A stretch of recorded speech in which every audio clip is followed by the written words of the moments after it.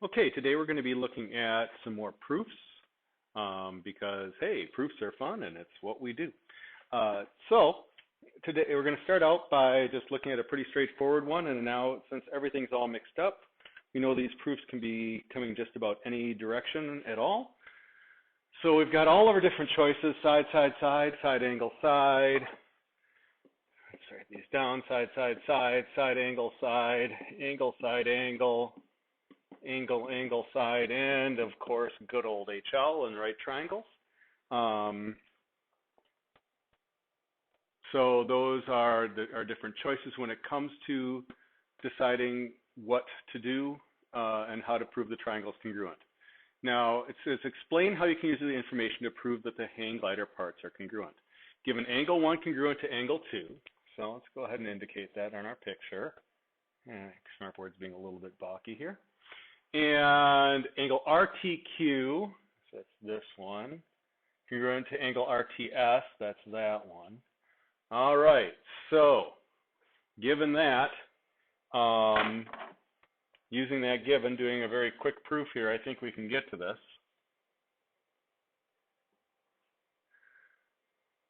We can say angle 1, step 1, angle 1 congruent to angle 2, and angle RTQ congruent to angle RTS, and that's given.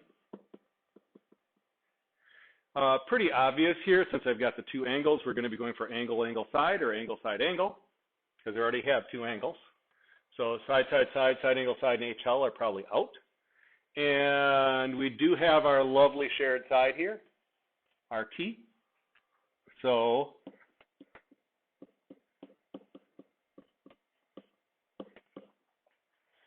what's our reason for that again? Yep, that is good old reflexive. And right away, I have my congruent triangles. Triangle QRT is congruent to triangle SRT, which is fantastic. Our reason, angle, angle, side, pretty clearly. But we're not done. Because suddenly, it's not asking me to prove the triangles are congruent. It's asking me to prove that QT is congruent to ST.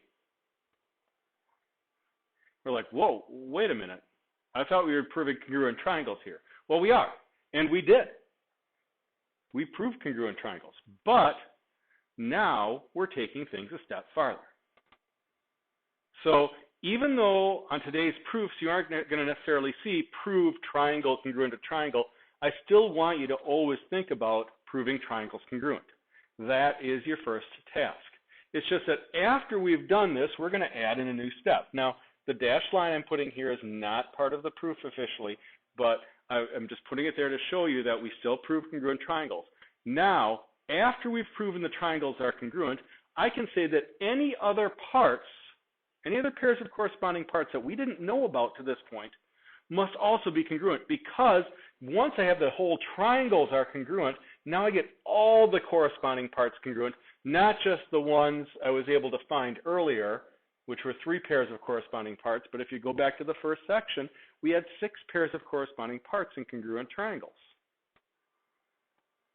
So we want to have all 6 parts congruent. So QT and ST are indeed corresponding parts, QT and ST.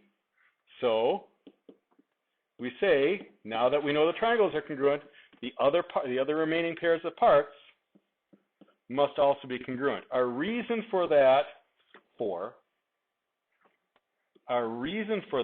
oh, it switched back to the highlighter, that's fun, is the definition of congruent triangles. Or we shortcut that because the definition of congruent triangle says corresponding parts of congruent triangles are congruent. So we abbreviate that CPCTC. Stands for corresponding parts of congruent triangles are congruent. If that's confusing to you, you could just write definition of congruent triangles. Same thing. So we can now go a step beyond the congruent triangles to prove other pairs of corresponding parts are congruent. But don't forget, no matter what you see, that we're still proving triangles congruent. So here it says, explain how you prove that angle A is congruent to angle C. Well, the way we do that, by our strategy again, I'm not going to write out a formal proof here. I'm just going to do a very quick informal proof. Well, BD is congruent to BD. So we've got our givens. BD is congruent to BD, reflexive.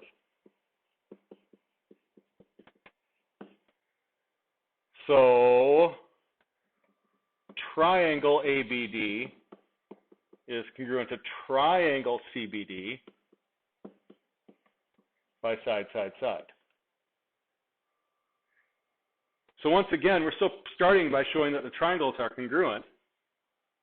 And once I know the triangles are congruent, so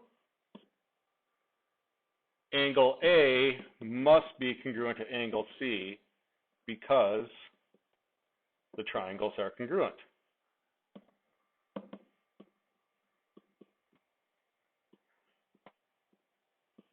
And if we were doing a proof, that would be our CPCTC, or definition of congruent triangles. So that's the way that that works. So again, we are still proving triangles congruent. We are just now going beyond that step one time. It says, use the following method to find the distance across the river. Congruent triangles are often used to find what's called inaccessible distances. So let's say I have to find a distance across the river. So here's what we're going to do. We're going to place a stake at point K on the near side of the river. So NK is perpendicular to NP. So we get a sight line across the river, starting at point N here. We sight right across the river. Now we go perpendicular to that sight line to point K. Okay? Next we find the midpoint of N to K.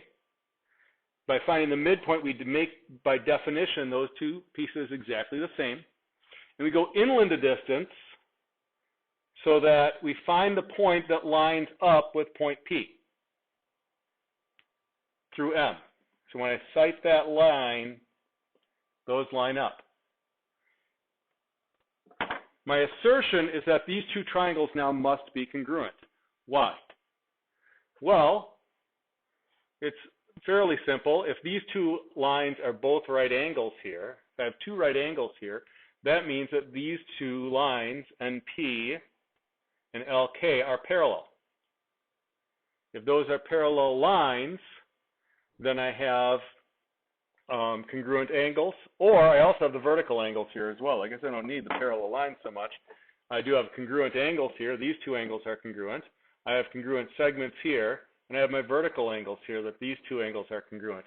Those two triangles must be congruent by side angle side. If those two triangles are congruent, then the corresponding parts, NP and LK, must also be congruent. So LK is the distance across the river. That's a plan for a proof. And again, if we were to write that down, we could do it in proof format, or we could do it more casually. Either way. But again, it's the idea of building congruent triangles. This last example takes a little time, and I wanted to leave enough time for it.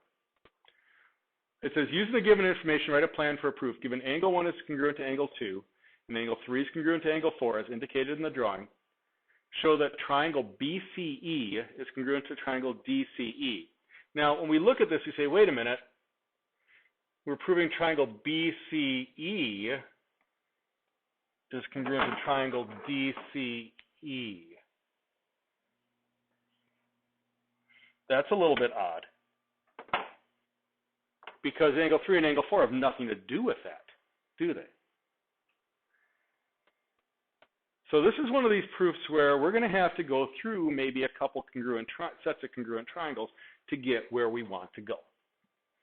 So here's what we're going to do to start with. I'm going to pretty much ignore the diagonals of this. And I'm going to look at a picture, just for the moment, that is without the diagonals. and this is going to be a very gross approximation, but you get the idea. There's angle 1, angle 2, angle 3, and angle 4. Okay, and ABCD still. Okay, I just took the diagonal DB out of the picture to make life a little easier. Now, given these two pairs of congruent angles, do you see a pair of congruent triangles in that picture? I hope you do. I hope you see very quickly that we have a shared side and that we're going to have angle, side, angle. So let's go ahead and write out this proof. I'm going to write this one out. So step 1, angle 1 is congruent to angle 2, angle 3 is congruent to angle 4. That is given. And quickly we see the shared side. CA is congruent to CA. That is also given, or that is reflexive. And that's enough right away for congruent triangles. Triangle ABC is congruent to triangle ADC. And what's the shortcut we're using in this case? Well, pretty clearly the side is between the two angles, so the side is between the two angles. Side between the angles. Okay? Like a little happy face there, almost with a little mustache. But we're not going to get into that. If it makes you happy, you may do that. All right, now I have congruent triangles, but they aren't the triangles I'm looking for. I want BCE and DCE. So now I'm going to have a little bit of work to do. Say, okay, if those triangles are congruent, what parts that I didn't know about before, I've got a whole bunch of parts I didn't know about before. If the triangles are congruent, that means that DA has to be congruent to BA and DC has to be congruent to BC, and that these two angles right here also have to be congruent. So all the corresponding parts are congruent. The question is, which one really helps me in getting to where I want to go? Which parts do I need and which parts are unnecessary? Whoops. Undo. There we go. Better. And it becomes pretty clear pretty quickly that if I want to prove something about these two triangles, I guess I'm going to need these two sides. I'm going to need that DC is congruent to CB.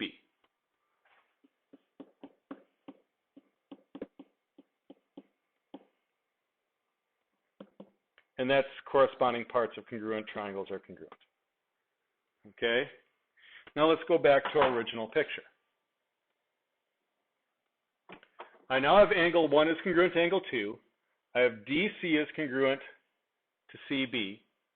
And I have a shared side between these two triangles, don't I? CE is congruent to CE.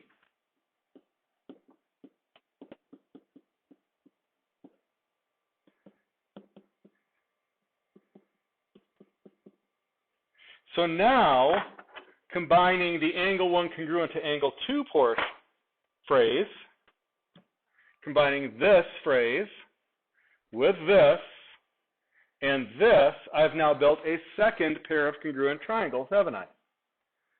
And this time we're going side, angle, side. Side, angle, side. So now I have triangle BCE congruent to triangle DCE by side, angle, side. This is a tricky proof because I proved triangles congruent twice in there. First, I did it with the bigger triangles, and I used corresponding parts, CPCTC, or definition of congruent triangle, if you prefer.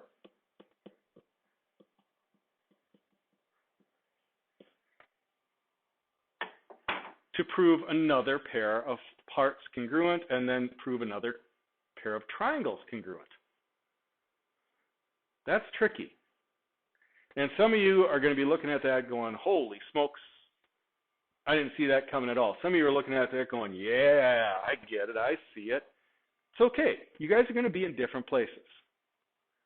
This is definitely in the idea of an extension type problem. This is a type of problem that's really kind of pushing those people who really are getting proofs to this point to maybe take things to the next level.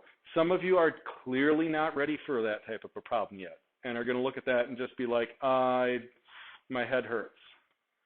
It's okay. If you're in that my head hurts category, let's not worry about this one so much. Let's think about things like this or this that are relatively straightforward proofs. Because most of the proofs you're going to have to do on quizzes and tests are going to be of the straightforward variety. But we like to push some people too. We like to make sure everyone gets a challenge. And this proof is going to give everyone a challenge. So when we get to class tomorrow, we're going to have some more proofs. We're going to be using this next step beyond. But always remember, no matter what we're doing, we're always going to start by proving triangles are congruent. And then move beyond that using definition of congruent triangles or CPCTC. And I do not object at all to the little dashed line after here. It tells me that you're thinking, that's why I put this dashed line in here right here. It reminds me to say, okay, I've proven some congruent triangles, now what can I do? What comes next? And that leads me to that next step. So that's what we're working on, and I will see you in class.